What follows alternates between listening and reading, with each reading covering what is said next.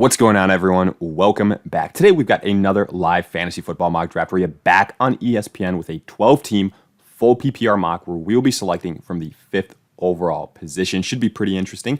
And while we wait for this thing to kick off, a quick reminder, if you guys enjoy, hit that like button, subscribe, give us a follow on Twitter at All Day Pigskin to continue interacting with us there. Let us hear in the comment section your thoughts, along with any other questions you guys might have. We will do our best to answer them all. And lastly, make sure to check out the 2022 ADP Fantasy Football Draft Guide, now available for purchase. Really, honestly, everything you can want at a great value, from top 150 overall player ranking in the standard and PPR formats, individual player bios, tiers, projections, along with general fantasy advice. Details in the description. But with that being said, let's get into it. The first 3 picks have been made. And again, this is full PPR, so we've got a bit of a surprise here with the first pick overall. Typically, you're used to seeing guys like Jonathan Taylor, Christian McCaffrey, maybe an Austin Eckler. Instead, we see Derrick Henry. And no, this isn't a standard mock draft. It's a full PPR draft. So you guys know how I feel about that in terms of having Derrick Henry as the 101. There's a lot of other pass-catching running backs that I would rather have above him. Ahead of him, Taylor, McCaffrey, Eckler, who just went. I was really hoping Eckler would fall to us. But now we're in a position, do we want to go running back or we could go wide receiver? I think this is really that turning point here.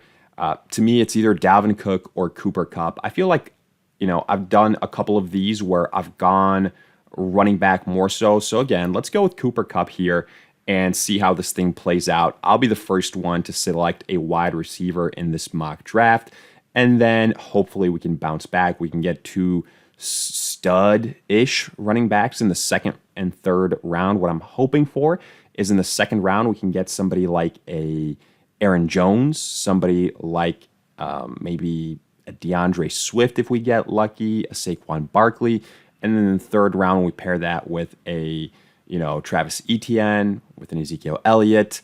But I think that's probably going to be one of the more popular starts if you're picking in this range of a 12-team league, whether, it's an elite wide receiver first and the next couple of picks just, shoring up the running back position.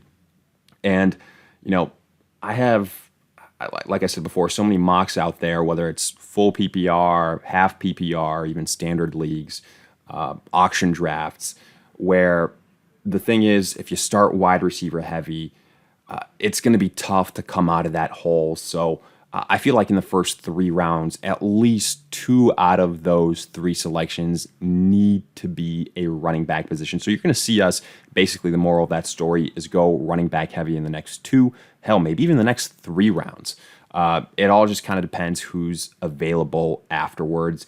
So right now, where else could we have gone if we didn't go Cooper Kupp?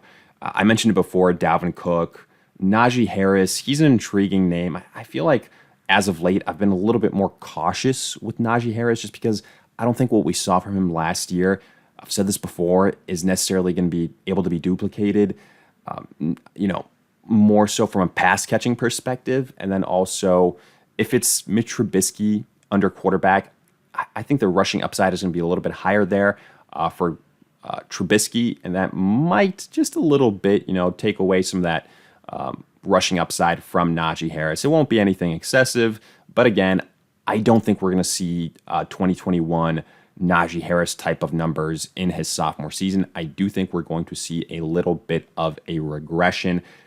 So I'd rather go with the Dalvin Cook.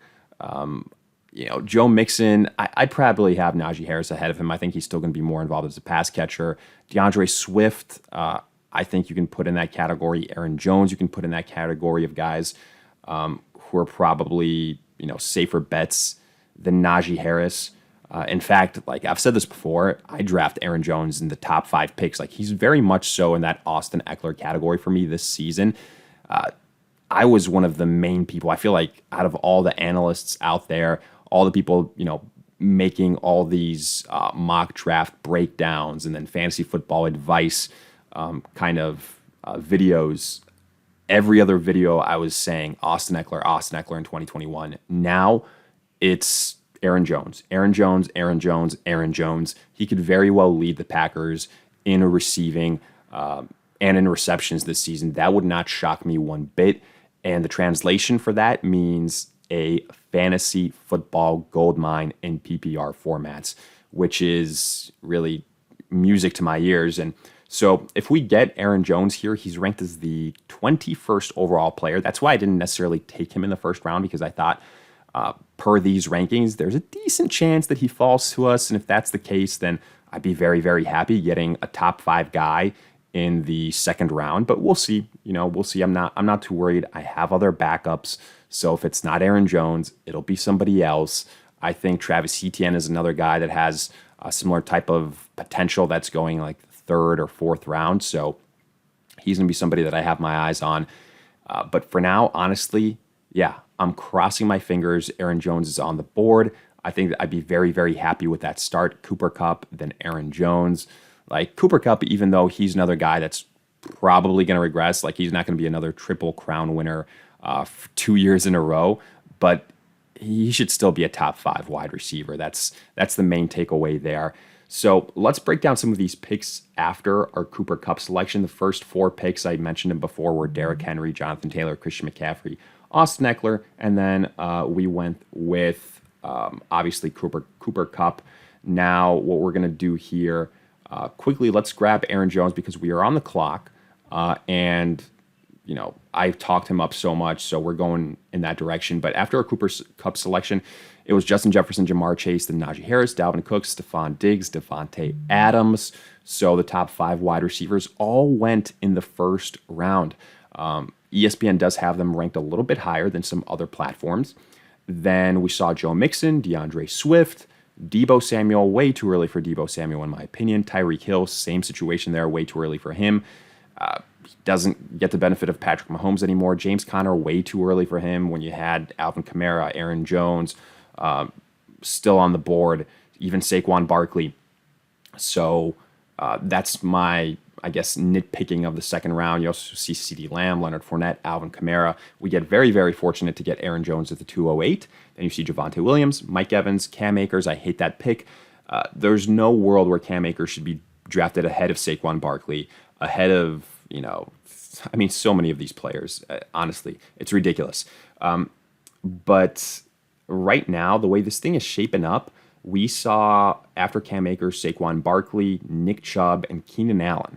So I was hoping Keenan Allen might fall to us if we potentially decide to go that direction. But we're on the clock right now.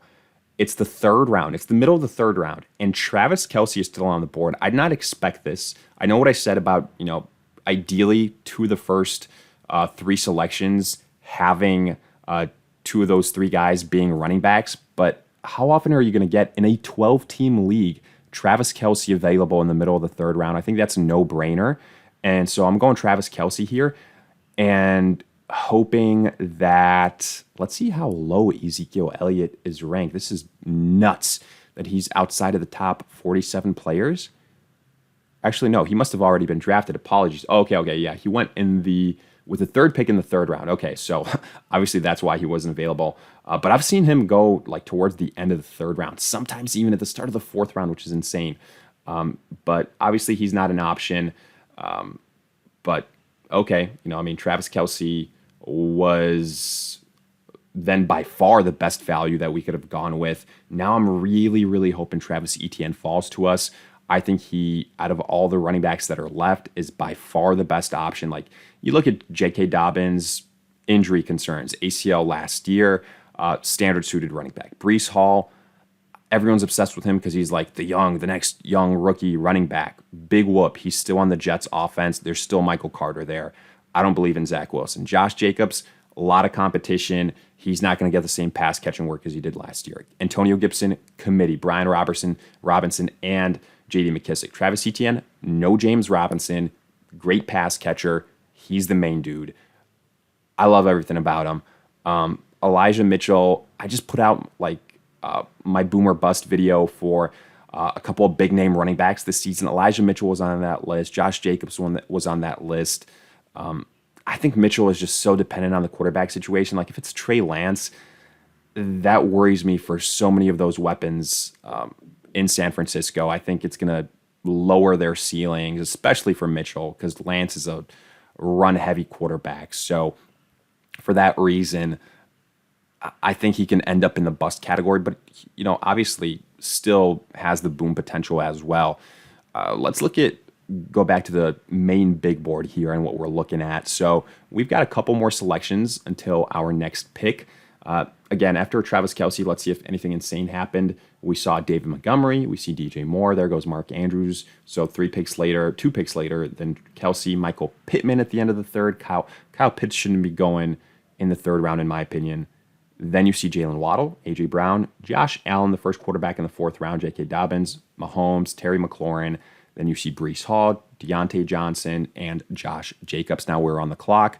This is a no-brainer. I said it before. I'm going Travis Etienne. I want my second running back. I get him in the fourth round. I would have been okay drafting him in the third round. So this is a perfect scenario for us. We have 2 guys at the running back position that I'm very excited about, Aaron Jones and Etienne. We've got the 101 wide receiver, and we've got the 101 tight end. This is an absolutely insane start. And again, might I remind you, it's a 12-team league. This is absolutely insane. So very happy about this. Like, the only thing, if I had to nitpick right now, and this is like a future me problem, is getting one of the best values in all of fantasy football, Allen Robinson. Since I already have Cooper Kupp, I'm not as excited about that. I'll probably look to add another, wide receiver from another team. So that's just something I'm thinking about at this point in time. But other than that, I'm pretty excited about the squad. At wide receiver, if we can land Marquise Brown, probably won't happen since, he's probably the next or the second best player available now per these rankings. There's some auto picks. So with the Denver wide receivers, Judy and Sutton, I have a hard time differentiating between those two. So I'm going to let somebody else take the risk on those guys. Chris Godwin, I don't want to invest in him until, I guess until I know what's going to happen with the injury situation.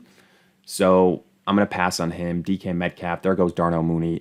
Honestly, Allen Robinson is by far and away the next best wide receiver. I might just stack the LA Ram wide receivers. It sounds crazy, but I think that's probably our best bet right now.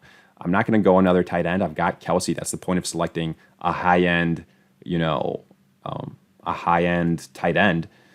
Running back, I guess we could go Elijah Mitchell for some depth, but I think wide receiver Allen Robinson makes a little bit more sense. So let's go with Robinson. And I guess if something were to happen to Cooper Kupp, we've got Robinson, if you want to think about it that way. But again, like 9 times out of 10, I would advise not doing this, getting 2 wide receivers from the same team. But Cooper Kupp, he's the exception to the rule. And then when you throw Matthew Stafford in being the Rams and then Allen Robinson, the discount you're getting on him this season, I feel like this is the 1 year where you can make an exception for that rule.